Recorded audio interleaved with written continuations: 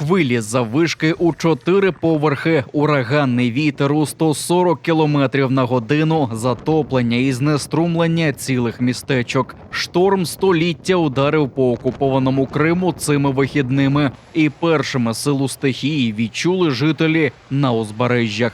Найбільше дісталося західному узбережжю в районі Чорноморського, а поблизу Євпаторії, зі слів місцевих жителів, змило навіть частину окопів і вогневих позицій, обладнаних росіянами у передчутті українського десанту.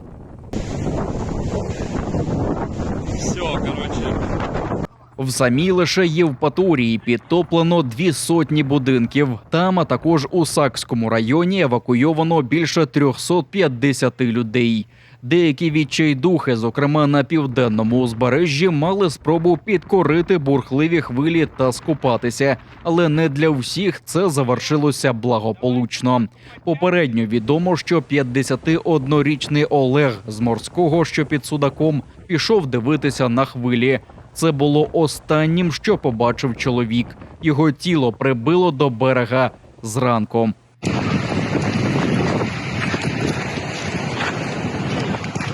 Ще 10 жителів Криму травмувалися. Незліченну кількість прибережних крамниць і кафе потрощила стихія. 5000 дерев повалило поривами ураганного вітру.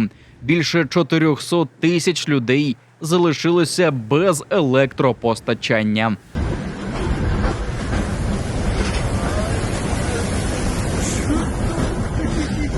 У Севастополі постраждала Графська пристань, один із символів імперського Чорноморського флоту. Потрощило дерев'яні конструкції біля води. Можна припустити, що не лише їх, бо у Севастопольській бухті, де розташована Графська пристань, базується й окупаційний Чорноморський флот росіян, чи то пак те, що не втекло до Новоросійська. Ураганний вітер, 8-метрові хвилі та зливи вщухли надвечір неділі. Окупаційна влада підраховує збитки та ще тримає режим надзвичайного стану. Тим часом Чорноморський супершторм замінили цілком зимові снігопади. Хуртовини, ожеледь та штормовий вітер скували й південні області материкової частини України. У низці областей оголосили помаранчевий рівень небезпеки. Чи не найскладніше на Одещині. Від переохолодження там уже померли 3 людей. Снігові перемети сягають 1,5 метри. На Одещині сталося понад 7 десятків ДТП, а в самій Одесі не курсує більшість електротранспорту. До подолання наслідків негоди заборонений рух трасою Одеса-Рені. Також запровадили обмеження в русі для вантажівок на трасі Київ-Одеса. Водіям у скруті допомагають військові, надзвичайники та поліцейські.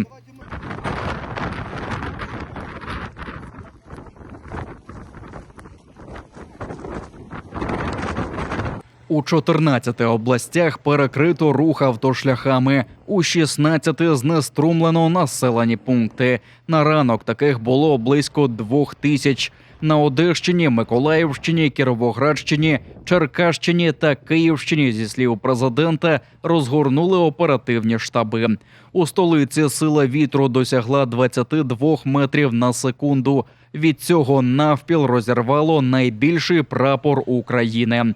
Але вже за кілька годин ціленький державний символ повернувся на щоглу біля монументу Батьківщини матері. Близько 7 тисяч жителів Криму внесені до окупаційної бази даних екстремістів. Її наповнює так званий Центр Е, який моніторить розділи коментарів у соцмережах, медіа, блогах та форумах, інформує Центр національного спротиву. Шукають будь-які прояви підтримки України чи засудження російського вторгнення. При цьому у Центрі нацспротиву відзначають, що росіяни заохочують побутове стукацтво. Сусідів здають російським силовикам за будь-яке поєднання синьо-жовтих барв чи прослуховування української музики. А для пошуку українців і кримців, які не підтримують окупацію, в мережі працює ресурс доносчиків «Кримський СМЕРШ», яким опікується колаборант Олександр Таліпов. У Центрі національного спротиву зауважують, що проєкт створено саме під егідою ФСБ. Арешти та переслідування окупантів ніяк не вплинуть на служіння громаді. Про це заявив імам Залушти Юсуф Аширов після дводенного арешту в ізоляторі Сімферополя. Как может арест повлиять на наши понятия и поступки? Он никаким образом не может повлиять, потому что я считаю, предательство к религии Аллаха – это для нас неприемлемо.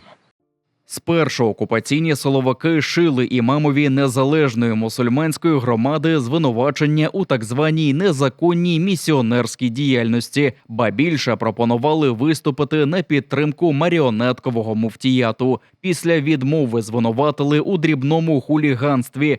Буцімто імам Аширов грубо лаявся в окупаційній поліцейській управі. Такі закиди маячня, наголошує адвокат Рустем Кемілєв. Але поки Юсуфа Аширова утримували в буцегарні, окупаційні силовики та маріонетковий муфтіят задумали оборудку в мечеті Юкари-Джамі в Алушті. В пятничный день приехали сотрудники Центра по противодействию экстремизму и под дулами автоматов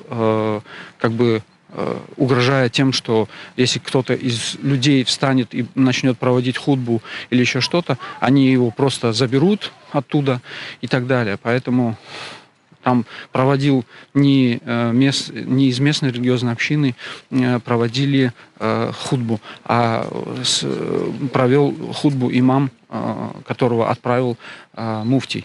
На підтримку Юсуфа Аширова підписалися голови понад 200 кримсько-татарських родин з окупованої Алушти.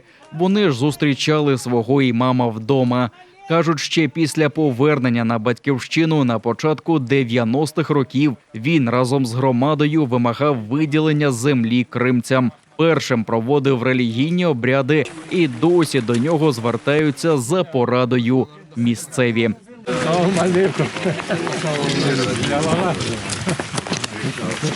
Громада розуміє, хто стоїть за переслідуванням їхнього імама і категорично відмовляється співпрацювати з імамом від муфтіяту колаборантів. Просто хотят джами забрать. Вернее, даже не забрать, они, в принципе, уже давно его забрали, мечеть. Просто он имеет авторитет в нашем обществе. Вот и все. Они хотят поломать его авторитет, чтобы он не был так здесь уважаем, влиятелен. Я, выступая на суде, его поддержку, тоже говорил о том, что муфтия фактически никто не избирал. И муфтий хочет точно так же поставить вместо имама Юсуфа своего человека. И когда будет Хурултай, чтобы он по его указке проголосовал за этого муфтия, который его поставил. Ему нужен карманный председатель общины. Імама незалежної релігійної громади Алушта Юсуфа Аширова російські силовики схопили 23 листопада. Інших членів громади, затриманих того ж дня, Вілена Усіїнова і Зінура Пазова арештували на 5 та 10 діб за сфальшованими звинуваченнями. Усіїнов, на думку росіян, принижував людську гідність своєю публікацією в мережі 10-річної давнини, де виклав зображення білого прапора, на якому чорним кольором зображено символ віри ісламу арабською мовою. Не сподобалося росіянам і відео, опубліковане Зінуром Апазовим. На ньому чоловік на тлі прапора, який, ймовірно, є символом організації Конгрес народів Ічкерії та Дагестану, що бореться за звільнення від російського імперіалізму. Незалежна громада Алушта витримує систематичний тиск з боку окупантів вже кілька років. Після 10 років у Нідерландах скіфське золото повернулося до України. Київські митники зафіксували вантажівку з культурними цінностями на майже 2700 кілограмів. Їх розмістили у скарбниці Національного музею історії України, що на території Києво-Печерської лаври. Нині фахівці обстежують стан цих речей. Йдеться про 565 предметів, серед яких античні скульптури, скіфські та сарматські прикраси, китайські лакові шкатулки, яким 2000 років, та інше. Досі вони зберігалися в музеї Алларда Пірсона. На частину колекції, що належить Кримським музеям, після окупації півострова накинула оком Росія. Україна ж наполягала, що експонати не можна віддавати на окуповану територію. Після кількарічних процесів Верховний суд Нідерландів підтвердив рішення про передачу експонатів виставки «Крим. Золото і таємниці Чорного моря» Україні. В Національному музеї історії України артефакти зберігатимуться до деокупації Криму.